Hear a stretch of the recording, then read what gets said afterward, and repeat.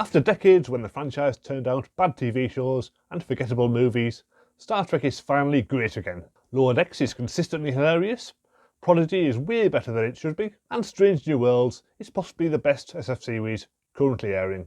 I reviewed the first season on Blu-ray a few months ago, and I subscribed to Paramount Plus just so I could watch season 2. Totally worth it. The first episode is a bit of an odd one. Pike and Una are mostly off screen, and Spock is the lead, as he acts somewhat out of character and basically steals the Enterprise and goes tearing off to rescue La'an, who it turns out was not in that much danger anyway. So it's maybe not the best start, but it does introduce the Klingons again. Fortunately, these Klingons are the familiar type with the bony ridges on their forehead, not the ones from Discovery, which was just weird. We also get the first appearance of Carol Kane as Pelia, the new chief engineer. She's a great character actor, all her appearances are a lot of fun, and if anything, she's somewhat underused this season. Episode 2 is much better, a classic Star Trek courtroom episode, much like A Measure of a Man was a few years ago. It was 35 years ago, Jesus Christ. It feels painfully unjust for Una to be condemned just because she happens to be genetically modified, and you can certainly see it as a metaphor for any kind of prejudice and discrimination in today's society. Rebecca Romijn gives a fantastic performance throughout. It's really the only chance she has to shine this season, and she absolutely grasps it. You can definitely see this being regarded as a classic episode in the future. Episode 3 is the first one with the whole crew back together again, and most of them aren't even in it. This is mostly a two-hander between La'an and an alternate universe version of James Kirk. It's obviously reminiscent of countless other Trek episodes where they travel back in time to the present day. But the setting isn't really that important. It's merely a device to explore La'an's character. She comes across as a lot more rounded and sympathetic than she does normally. We also get to see a lot of Paul Wesley's Kirk, who recurs throughout the season. It's an interesting way of introducing him. He is playing this iconic character, but in the context of this series, he's La'an's star-crossed love interest. So the viewer is left wondering what's going to happen between them, rather than when's he going to take over as captain. Episode 4 is much more of a standard Trek plot, with the planet where everyone loses their memories, and a former Starfleet officer ruling it like a god. It certainly feels like the sort of thing they could have done in the original series, but it is good to see all the characters' essential traits coming out despite their lack of memories. In particular, Erica Ortegas rediscovering her love of flying the ship is a definite highlight. Episode 5 is the first comedy episode this season, as Spock loses his Vulcan traits and has to cope with being human at exactly the worst possible time, when his girlfriend's parents show up.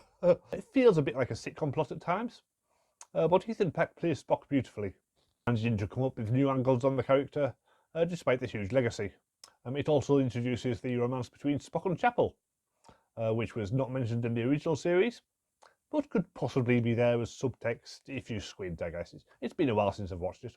Episode 6 is a big Uhura episode, as she uses her language skills to save the day. Something I can relate to, as I do have a degree in linguistics, which I've never used. Celia Rose Gooding is excellent as usual, and we get the first meeting of Kirk, Spock and Uhura, which is obviously an iconic moment. Episode 7 is the crossover with the animation Lower Decks. I'm a big fan of that show, as it's full of obscure Star Trek references, so it feels squarely aimed at me. But obviously a lot of Strange New Worlds viewers will never have seen Lower Decks, so it's good that it does start out like a traditional Lower Decks episode, so people can get some familiarity with the characters before it switches to live action. Boimler and Mariner work just as well in live action as they do in animation. Jack Quaid and Tawny Newsom play the characters perfectly. They really come across like a pair of Star Trek fans who found themselves on the Enterprise, and the whole episode is absolutely hilarious, definitely a highlight. Episode 8 is much more serious than the ones to either side of it. Full of bleak flashbacks to the Klingon War, it's much more dark and gritty than Trek usually gets. They really managed to capture the feel of a chaotic war hospital, with the constant cries of incoming transport every time a new wounded soldier is about to be brought in. It's a very different style to usual, but you can definitely imagine them making a movie or mini-series in the same kind of setting. It'd be absolutely harrowing, but it would be also amazing. It's also a great showcase for Dr. M'Benga, who's possibly killed more people than any other Doctor in Star Trek history, or any other Warrior for that matter. Episode 9 is the musical. It's hard to imagine any other Trek show doing this. The cast of this one all turned out to be extremely good singers, particularly Christina Chong and Jess Bush. The songs maybe aren't as memorable as the ones in the Buffy episode, Once More with Feeling. The lyrics aren't quite as witty, the tunes aren't as memorable, but I probably shouldn't compare it to one of the best episodes of television ever. I suspect after a few more viewings I might have a much higher opinion. I mean, the Klingon scene alone makes it one of the best television episodes of the year, so I'm really not complaining. Episode 10 has the biggest cliffhanger since The Best of Both Worlds. This brings back the Gorn, who have been reimagined as the aliens from Aliens. And it's a massive SF action blockbuster, which feels like it has all the scope of a movie. The gravity fight between Spock and the Gorn in the ruins of a wrecked starship is a definite high point. We also get the first appearance of Martin Quinn as Scotty. He's instantly likeable in the role, and does far better than Simon Pegg's attempt at the character.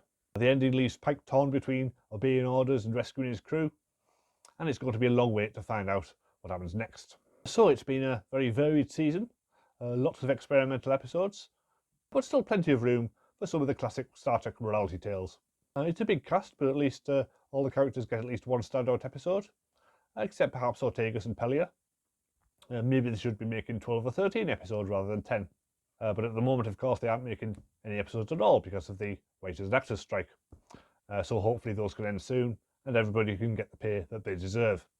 Still, there's plenty of Star Trek coming up, with a new season of Lower Decks next month, and the final season of Discovery next year. So even if Strange New Worlds won't be back for a while, there's still plenty to look forward to. Speaking of which, coming up on this channel, later in the week I'll be getting back to my classic Doctor Who reviews with The Brain of Morbius. Next week I should be reviewing the new Babylon 5 animated movie, and possibly also the Blue Beetle movie. Still not entirely sure I'll be going to see it yet, but it's been a while since I've been to the cinema, so I'll probably give it a go. If any of that sounds like your sort of thing, then please subscribe, and I'll see you next time.